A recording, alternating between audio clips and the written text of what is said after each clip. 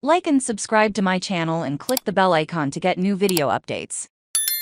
Bowser campaigns for Senate over fears of losing Democrats in D.C. House rules vote. A letter from Bowser on Thursday comes after dozens of House Democrats joined Republicans in blocking two D.C. laws this month. One that would allow non-citizens to vote in local elections, and one that would block the outdated criminal code of the city and reduce penalties for some crimes. The U.S. Constitution gives Congress oversight of D.C.'s laws and budget as part of the city's unique status as a federal district. But during Republican efforts to overturn the bills, unsurprisingly, the bipartisan nature of House voting was a notable change among Democrats, who in recent years have been more vocal in their support for D.C. self-government and almost unanimous in supporting the D.C. statehood campaign. City leaders and activists for statehood have long argued that the federal legislators, regardless of what Congress thinks about D.C. legislation, should respect the principle of D.C. self-government and stay out of local government. However, dozens of Democrats appeared to brush that principle aside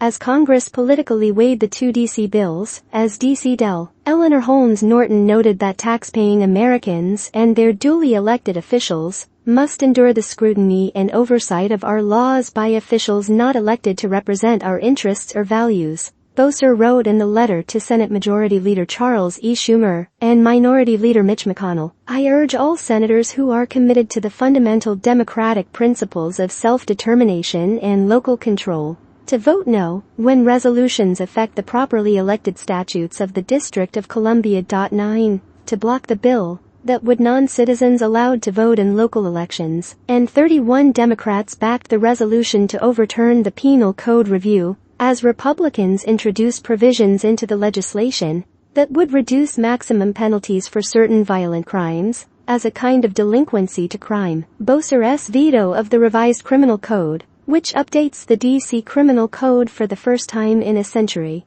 and is intended to more closely align law enforcement guidelines with those of many states, put them in an awkward position. In press conferences, she condemned congressional involvement in D.C. affairs in general, but she did not join the counselor D.C. Attorney General Brian L. Schwab to write directly to the leadership of the House of Representatives to challenge the disapproval resolutions to oppose this vote. The city's uneven efforts led a number of local advocates, including the D.C. Latino Caucus, to demand a more visible and unified response from Bowser and city officials. "We have seen local leaders who have been campaigning for statehood remaining silent because they personally disagree with the details of these laws," the caucus said in a statement, explaining that city leaders are taking an unequivocal position. Amid concerns about the criminal code overhaul, congressional Republicans are considering provisions that would reduce maximum sentences for certain violent crimes, such as robbery and carjacking,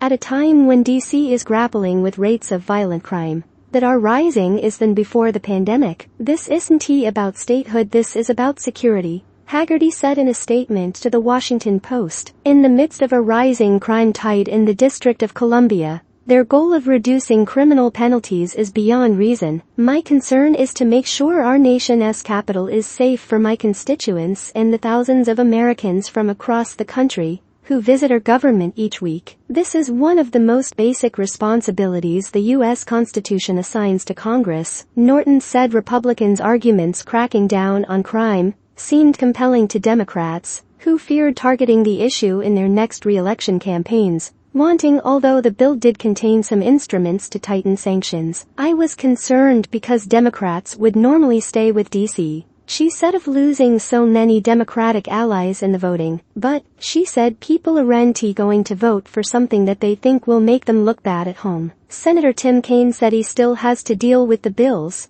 but "I think just the issues of it have caused some of the Democrats to be cautious."